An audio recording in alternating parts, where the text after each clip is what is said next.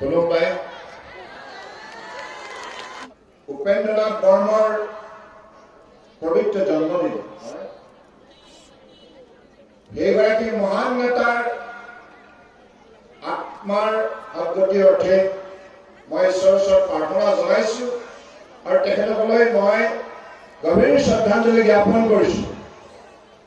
যিগৰাকী মহান নেতাই বড়ো জনগোষ্ঠীক ভাৰতবৰ্ষৰ বুকুত শক্তিশালীভাৱে প্ৰতিষ্ঠা কৰিলে, যিগৰাকী মহান নেতাই অসমৰ বুকুত বসবাস কৰা বিভিন্ন জাতি জনগোষ্ঠীৰ মাজত সমন্বয় ধাৰা বোৱাবলৈ সক্ষম কৰে, যিগৰাকী মহান নেতাৰ আদৰ্শৰে আজি আমি সমবেত হৈছো। সেইগৰাকী মহান নেতা আমাৰ মাজত নাথাকিলেও তেখেতৰ আদৰ্শ তেখেতৰ কৰ্মৰাজি সদায় আমাৰ মাজত জীয়াই থাকে।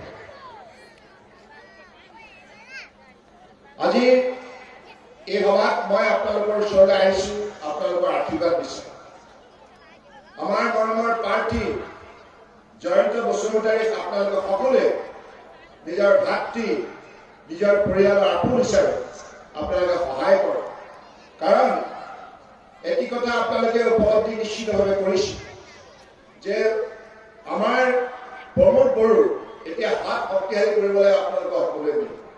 মই প্ৰমোদ বড়োক এটি কথাত বিশেষভাৱে কৃতজ্ঞতা জনাব বিচাৰিছো, কাৰণ মুখ্যমন্ত্ৰী হিচাপে অসমৰ বৰাক ব্ৰহ্মপুত্ৰ পাহাৰ ভৈয়ামৰ সকলো শ্ৰেণীৰ ৰাইজৰ সহযোগত আমি সফলতাৰে 5 বছৰ কাৰ্যকাল সম্পূৰ্ণ কৰিলো। এই সময়ছোৱাত মই দেখিছো প্ৰমোদ বড়োৱে সকলো মানুহৰ ভাৱনা আন্তৰিকতাক লগত লৈ আজি বিটিআৰ শান্তি চুক্তি সম্ভৱ কৰি তোলাৰ ক্ষেত্ৰত যি বলিষ্ঠ পদক্ষেপ ল'লে, তাৰ বাবে কেৱল বিটিআৰ অসমৰ মানচিত্ৰত প্ৰতিষ্ঠা হ'লে এনে নহয়, ভাৰতবৰ্ষৰ মানচিত্ৰত ইয়াৰ এটা সুকীয়া পৰিচয় আজি সম্ভৱ হৈ উঠিল। তাৰ বাবে সকলোৱে হাত তালি মাৰি প্ৰমোদ বড়োক আন্তৰিকতাৰে আশীৰ্বাদ দিয়ক। আজি প্ৰমোদ বড়োক আমি হাত শক্তিশালী কৰিব লাগিব, কাৰণ নতুনকৈ তেওঁ দায়িত্ব লৈছে বিটিআৰৰ চিফ হিচাপে। আগন্তুক দিনত মোৰ এইটো সম্পূৰ্ণৰূপে বিশ্বাস আছে যে এইগৰাকী সৎ আৰু নিষ্ঠাৱান নেতাই আগন্তুক দিনত এই বিটিআৰ অঞ্চলৰ কোকৰাঝাৰ, চিৰাং, বাক্সা আৰু ওদালগুৰি 4খন জিলাত বসবাস কৰা সকলো শ্ৰেণীৰ ৰাইজৰ বড়ো জনগোষ্ঠীৰ লগতে অন্যান্য জনগোষ্ঠীৰ সকলোৰে সৰ্বাংগীন উন্নয়নৰ বাবে তেখেতে সফলতাৰে কাৰ্যনিৰ্বাহ কৰিব পাৰিব আৰু এই বিটিআৰত সুশাসন ব্যৱস্থা প্ৰৱৰ্তন কৰি দুৰ্নীতিমুক্ত বিটিআৰ গঠন প্ৰক্ৰিয়াত উল্লেখযোগ্য সফলতা অৰ্জন কৰিব পাৰিব। আৰু আমি সেইখিনি ক্ষেত্ৰত সহায় কৰিবৰ বাবে আজি বিজেপি, এজিপি, UPPL আমি সকলোৱে মিলিত প্ৰচেষ্টাৰে এই প্ৰক্ৰিয়াত আত্মনিয়োগ কৰাৰ প্ৰয়াস কৰিছো।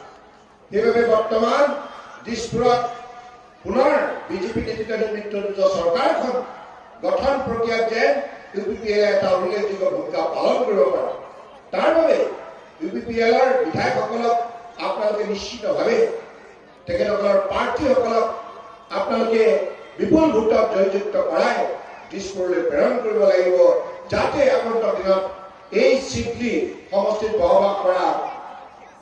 ইয়াত বসবাস কৰা বড়ো হওক, ৰাজবংশী হওক, গোৰ্খা হওক, সান্থালী হওক, ৰাভা হওক আৰু বিভিন্ন সম্প্ৰদায়ৰ যিসকল জনগোষ্ঠী আছে সকলোৰে সৰ্বাংগীন উন্নয়নৰ বাবে আমাৰ ৰঞ্জিত বসুমতাৰী যাতে নিষ্ঠাৰে কাম কৰিব পাৰে, তাৰ কাৰণে আপোনালোকৰ সহযোগিতা লাগিব। গতিকে মই আপোনালোকক সকলোকে প্ৰাৰ্থনা জনাইছো আপোনালোকে সহায় কৰক আৰু ট্ৰেক্টৰৰ ছবিত বুটাম টিপি আপোনালোকে বিপুল ভোটক জয়যুক্ত কৰক। আৰু এটি কথা কওঁ, বিজেপি যোৱা 5 বছৰে যি কাম কৰিলে আপোনালোকে সকলোৱে দেখিছে। আমি কৈছিলো দুৰ্নীতিমুক্ত অসম, সেই কাম আমি সম্ভৱ কৰি তুলিলো। APSC সংস্কাৰ কৰিলো, অন্যান্য বিভাগৰ নিযুক্তি নিকা আৰু স্বচ্ছ কৰিলো, যাৰ বাবে আজি অসমৰ প্ৰতিটো অঞ্চলৰ প্ৰতিটো পৰিয়ালৰ পুত্ৰ কন্যাৰ মনত বিশ্বাস ভাৱ জাগি উঠিছে আৰু সকলোৱে আজি অধ্যয়নত মগ্ন হৈছে। সকলোৱে এই কথা বুজি পাইছে কংগ্ৰেছৰ কাৰ্যকালত ঘুষ দিলেহে চাকৰি হয়, টকা পইচা দিলেহে কাম হয়, কিন্তু বিজেপি কাৰ্যকালত দুখীয়া মানুহৰ পুত্ৰ কন্যাই কেৱল যোগ্যতাৰ ভিত্তিত মন্ত্ৰী বিধায়কক খাতিৰ নকৰাকে চাকৰি পাব পাৰে, এক পইচা খৰচ নকৰা। সেই স্বচ্ছ নিকা নিযুক্তি ব্যৱস্থা প্ৰৱৰ্তন কৰাৰ বাবে আজি আপোনালোকৰ পুত্ৰ কন্যা আগন্তুক চৰকাৰৰ বিভিন্ন চাকৰিত নিযুক্তি পাবলৈ সক্ষম হ'ব। এই কথা নিশ্চিত কেৱল মাতৃ পিতৃসকলে পুত্ৰ কন্যাক অধ্যয়নৰ প্ৰতি অধিক ধাউতিশীল কৰাৰ ক্ষেত্ৰত আপোনালোকে সহায় কৰক। ফ্ৰম সদা ৰাইজ, সন্ত্ৰাসবাদ মুক্ত অসম আমাৰ যিটো প্ৰতিশ্ৰুতি আছিল, সেই প্ৰতিশ্ৰুতি আমি নিষ্ঠাৰে পালন কৰাৰ ক্ষেত্ৰত সফলতা অৰ্জন কৰিছোঁ। আৰু দেশৰ মাননীয় প্ৰধানমন্ত্ৰী নৰেন্দ্ৰ মোদী ডাঙৰীয়া, মাননীয় গৃহমন্ত্ৰী অমিত শ্বাহ ডাঙৰীয়াৰ লোৱা বলিষ্ঠ পদক্ষেপৰ বাবে আজি বিটিআৰ অঞ্চলৰ যিমান উগ্ৰপন্থী আছিল আৰু কাৰ্বি আংলং, ডিমা হাছাও, পশ্চিম কাৰ্বি আংলং বা অসমৰ অন্যান্য অঞ্চলৰ সকলোৱে আজি হিংসাৰ পথ ত্যাগ কৰি অহিংসাৰ পথ বাছি লৈছে আৰু ভাৰত সংবিধানৰ ওপৰত আস্থাৰ বিশ্বাস প্ৰকাশ কৰি আজি সকলোৱে আত্মসমৰ্পণ কৰিছে আৰু অস্ত্ৰ চৰকাৰৰ হাতত জমা দি অসমৰ বুকুত শান্তি সম্ভৱ কৰি তুলিছে। মই তেখেতসকলক ধন্যবাদ জনাইছো। আৰু এই ক্ষেত্ৰত প্ৰমোদ বড়ো ডাঙৰীয়াৰ উল্লেখযোগ্য ভূমিকা আছে, তাৰ বাবে মই প্ৰমোদ বড়ো ডাঙৰীয়াক বিশেষভাৱে ধন্যবাদ জনাইছো। গতিকে সন্ত্ৰাসবাদ মুক্ত অসম আজি সম্ভৱ হোৱাৰ বাবে আজি অসমত শান্তি হৈছে। শান্তি হোৱাৰ লগে লগে প্ৰতিটো পৰিয়ালে প্ৰগতিৰ দিশত আগুৱাই যাবলৈ সক্ষম হৈছে। আপোনালোকৰ পুত্ৰ কন্যাই আগন্তুক দিনত অসম চৰকাৰৰ তৰফৰ পৰা বিনামূলীয়া নামভৰ্তি, এডমিশ্যন, পাঠ্যপুথি, ইউনিফৰ্ম পাবলৈ সক্ষম হ'ব। আমাৰ ছাত্ৰ ছাত্ৰীসকলে যাতে পঢ়া শুনাৰ ক্ষেত্ৰত অগ্ৰণী ভূমিকা পালন কৰিব পাৰে। আমাৰ খেতিয়ক ৰাইজৰ বাবে ভাল খবৰ, আগন্তুক দিনত এই অঞ্চলৰ যিমান খেতিয়ক আছে সকলোৱে মুখ্যমন্ত্ৰী কৃষি সা-সুবিধা আঁচনিৰ নামত 5,000 টকাৰ পৰিৱৰ্তে অহা দিনবিলাকত 10,000 টকাকৈ এককালীন আৰ্থিক সাহায্য পাবলৈ সক্ষম হ'ব। আৰু আমাৰ মহিলাসকলৰ বাবে আটাইতকৈ ভাল খবৰ, অৰুণোদয় আঁচনিৰ যোগেদি আমি 18 লাখ মহিলা আই একাউণ্টত 830 টকাকৈ দিছিলোঁ।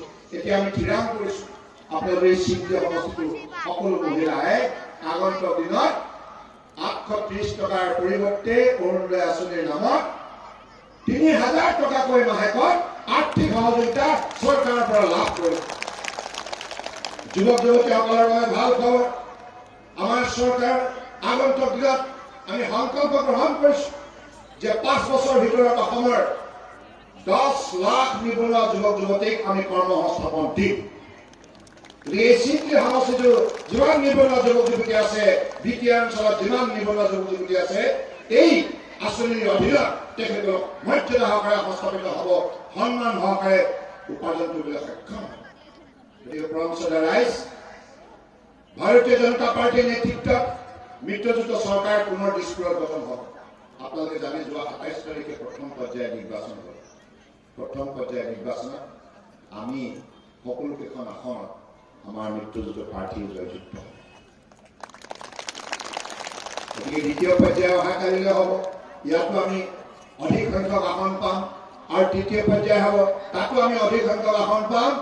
আৰু মুঠৰ ওপৰত বিজেপি নেতৃত্বত মিত্ৰজোঁট চৰকাৰ দিছপুৰত গঠন হ'ব আৰু আপোনালোক সকলোৱে নিৰাপত্তা পাবলৈ সক্ষম হ'ব। আৰু এই অঞ্চলত মোক আমাৰ ৰঞ্জিত বসুমতী ডাঙৰীয়াই জনাইছে, ইয়াত খহনীয়া সমস্যা আছে। এই খহনীয়া সমস্যা স্থায়ীভাৱে ৰোধ কৰি পেলাই আপোনালোকক নিৰাপত্তা দিয়া হ'ব। ইয়াৰ উপৰি ইয়াত বিশুদ্ধ খোৱা পানীৰ সমস্যা আছে। আগন্তুক দিনত জল জীৱন মিছনৰ যোগেদি আপোনালোকৰ প্ৰতিটো অঞ্চলৰ প্ৰতিটো পৰিয়ালে যাতে বিশুদ্ধ খোৱা পানী পাব পাৰে, তাৰ ব্যৱস্থা অসম চৰকাৰৰ তৰফৰ পৰা শক্তিশালীভাৱে লোৱা হ'ব। ইয়াৰ উপৰিও আপোনালোকৰ ইয়াত পুনৰ সংস্থাপনৰ বিষয়টো এতিয়াও সম্পূৰ্ণ হোৱা নাই, ৰিহাবিলিটেশ্যন। এই ক্ষেত্ৰতো চৰকাৰে যাৱতীয় বাস্তৱসন্মত শক্তিশালী পদক্ষেপ গ্ৰহণ কৰি সকলোকে পুনৰ সংস্থাপিত কৰাৰ প্ৰয়াস কৰিব। পৰমসদা ৰাইজ, ইয়াৰ উপৰিও আপোনালোকৰ ইয়াত যিসকল বনাঞ্চলত থাকে তেখেতসকলে মাটিৰ পট্টা পোৱা নাই। গতিকে সকলো বনাঞ্চলত থকা মানুহক মাটিৰ পট্টা দিয়াৰ ব্যৱস্থা চৰকাৰৰ তৰফৰ পৰা লোৱা হ'ব।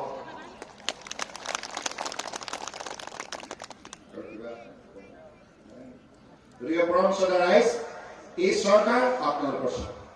যোৱা 5 বছৰ আপোনালোকে দেখিলে, আপোনালোকে যেনেধৰণে কৈছিল তেনেধৰণে আমি চৰকাৰ চলাম। মই মুখ্যমন্ত্ৰী হিচাপে 5 বছৰ সফলতাৰে কাৰ্যকাল সম্পূৰ্ণ কৰাত আপোনালোকৰ যিখিনি মৰম চেনেহ সহযোগিতা আছে মই কেতিয়াও পাহৰিব নোৱাৰোঁ। তাৰ বাবে আপোনালোকৰ শ্ৰীচৰণ মই গভীৰ কৃতজ্ঞতা জ্ঞাপন কৰিছোঁ। এতিয়া মোৰ এটাই অনুৰোধ, নিশ্চিতভাৱে আপোনালোকে প্ৰমোদ বড়োক হাত শক্তিশালী কৰিব লাগিব। মোৰ কিন্তু অনুৰোধ আছে দেই, কৰিবনে নাই? কৰিবনে নাই? কৰিবতো? কৰিবতো? ট্ৰেক্টৰৰ ছবিত ভোট দিবতো? ভোট দিবতো? আৰু আমাৰ এই অঞ্চলত যিমান কেইজন আমাৰ মিত্ৰজোঁটৰ প্ৰাৰ্থী ট্ৰেক্টৰৰ ছবিত, ফুলৰ ছবিত যিমান সংখ্যক বিটিআৰ অঞ্চলত প্ৰতিদ্বন্দ্বিতা কৰিছে, সকলোকে আপোনালোকে সহায় কৰাৰ বাবে বলিষ্ঠ পদক্ষেপ লওক আৰু সকলো প্ৰাৰ্থীক জয়যুক্ত কৰক। মই নিশ্চিতভাৱে এই কথা ক'ব বিচাৰো যে আগন্তুক দিনত আপোনালোকে যেনেধৰণে ক'ব আমাৰ চৰকাৰ তেনেধৰণে চলিব। তেতিয়াহ'লে ৰঞ্জিত বসুমতাৰীৰ নামত এটা জয়ধ্বনি হওক, আশীৰ্বাদ দিয়ক। জয়ন্ত বসুমতাৰীৰ নামত আপোনালোকে সকলোৱে আশীৰ্বাদ দিয়ক। জয়ন্ত বসুমতাৰী জিন্দাবাদ। সকলোৱে থিয় হৈ বৰ ভাল লাগিব নাই?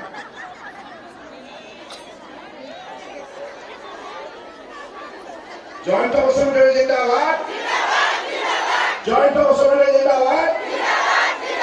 জয়ন্ত বসুমতাৰী জিন্দাবাদ। ট্ৰেক্টৰৰ ছবিত ভোট দিয়ক। ট্ৰেক্টৰৰ ছবিত ভোট দিয়ক। ট্ৰেক্টৰৰ ছবিত ভোট দিয়ক। ভাৰত মাতা কি, ভাৰত মাতা কি, ভাৰত মাতা কি। ইয়াত ভোট কিমান আছে প্ৰমোদ? 2 লাখ। 90,000 পুলিং হ'লে কিমান হ'ব? 1,80,000 হ'ব। 1,80,000 যদি 90% পুলিং হয় ইমান হ'ব। 1,80,000 ভিতৰত কিমান ভোট আপোনালোকে জয়ন্তক দিব কওকচোন? 1,10,000, 1,20,000, কিমান? 1,10,000, 50,000, 1,50,000, 1,50,000, 1,50,000, 1,50,000। আপোনালোকৰ প্ৰতিশ্ৰুতি ভিত্তিত মই এখন আইন পিধান এতিয়া জয়ন্ত হ'ব, হ'বনে?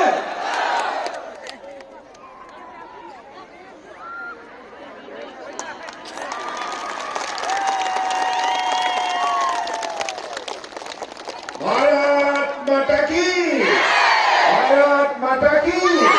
यूपीपीएल जिंदाबाद, यूपीपीएल जिंदाबाद, बीजेपी जिंदाबाद, बीजेपी जिंदाबाद।